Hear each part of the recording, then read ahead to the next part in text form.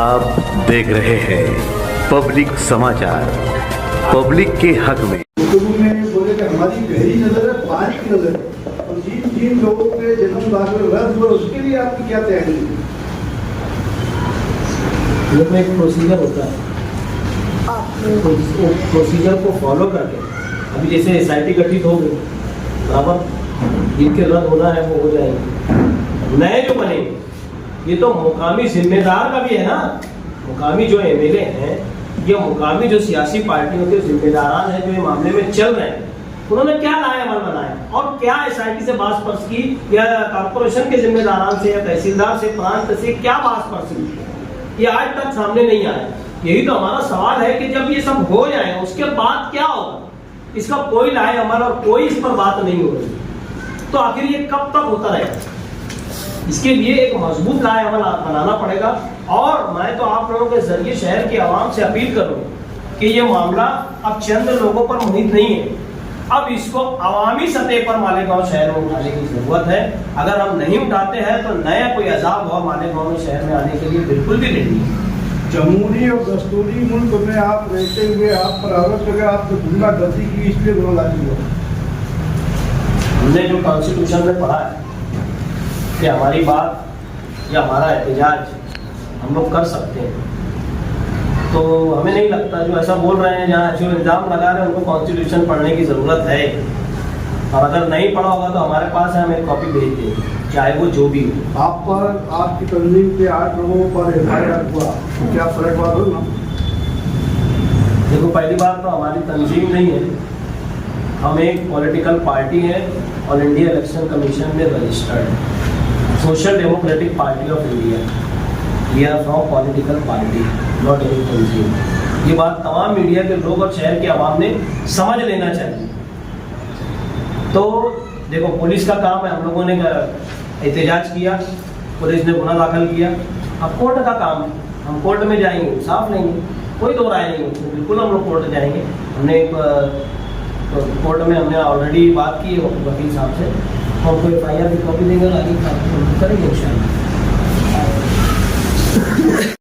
से खैर मुकदम करता हूँ, इस्तेमाल करता हूँ। जैसा कि आप सभी लोगों को ये मालूम है, मालेगांव शहर में रोहिंग्या और बांग्लादेशी के नाम पर जो एसआईटी का गठन हुआ था, जिसकी तश्कील हुई थी, एसआईटी के मामले में जो है चार्जशीट फाइल हो चुकी है।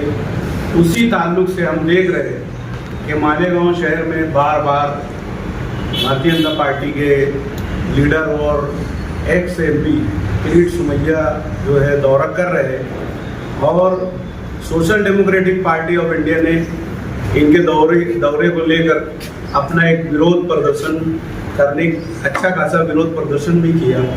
और हम ये समझते हैं कि मालेगांव शहर में अब तक जितने भी तहसीलदार के आदेश से जन्म दाखिले निकले उनमें एक भी रोहिंग्या और बांग्लादेशी अब तक मिला नहीं है।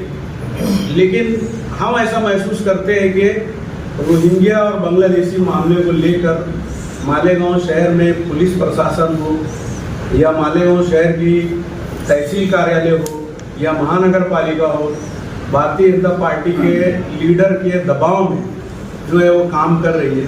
इसी सिलसिले में हम लोगों ने आज की ये प्रेस कॉन्फ्रेंस ली। इस सिलसिले में आगे की बात जो है मालेगांव जिले सदर राय हनीफ आपके सामने रखते हैं। आज जैसा कि मुश्ताक महाराज साहब ने आपके सामने शुरुआती बातें, social democratic party of India ने आज ये प्रेस कॉन्फ्रेंस क्यों रखी, इस मकसद से रखी और आगे हमारा क्या लाए अमल होगा, इस ताल्लुक से आज वीडियो आपके रूबरू शहरियान तक अपनी आवाज़, अपनी बात रखने की कोशिश की। हम देख रहे हैं कि गुज़िश्ता जनवरी से कुछ वक्त पहले, जनवरी महीने से कुछ वक्त पहले, भारतीय जनता पार्टी के रियासती नायब सदर और एक्स एमपी साबिक मेंबर ऑफ पार्लियामेंट किरीट सुमैया मालेगांव में आए। जनवरी से पहले उन्होंने कॉरपोरेशन, प्रांत, तहसीलदार कार्यालय में हाजिरी लगाई और उन्होंने शुबा जाहिर किया कि हजारों की तादाद में गैर कानूनी इमिग्रेंट्स, इलीगल इमिग्रेंट्स यानी गैर कानूनी घुसपैठिए मालेगांव में बांग्लादेशी और रोहिंग्या शरणार्थी हैं, यहाँ पर रह रहे हैं और गलत ढंग से जन्म दाखिले कॉरपोरेशन से इशू करवाकर आगे के डॉक्यूमेंट्स बनवा रहे हैं। उन्होंने अपने एप्लीकेशन में ये बात गृह मंत्रालय में दी। गृह मंत्री फडणवीस साहब ने एक एसआईटी गठित की जनवरी महीने से लेकर अभी तक जून महीने तक लगभग 45 से 50 लोगों के ऊपर एफआईआर हुई, जिसमें 3 अलग अलग सीआर बने। कुछ लोगों को अरेस्ट किया गया और कुछ लोगों को पुलिस की जानिब से फरार बताया गया। अब इसके अंदर जो हालात बने शहर में, वो सब शहरियार के और आप लोगों के सामने है। इसके अंदर कुछ बातें जो आपके जरिए हम लोग शहरियार तक रखना चाहते हैं, उसमें ये है कि तहसीलदार ये कहता है, अभी जो करंट बात सामने आई, तहसीलदार ये कहता है कि हमारे सिग्नेचर और हमारे सही सिक्के जो है ये बोगस है, ये हम लोगों ने नहीं किए। कारपोरेशन का ये कहना है कि जो उधर से जवाब आया उस पर हमने ये इशू किया। अब सवाल ये आता है कि जो वहां से ऑर्डर इशू हुआ, वो ऑर्डर इशू किसने किया? नायब तहसीलदार, जो अभी शायद फरार या उनके ऊपर गुना दाखिल हुआ, जो भी।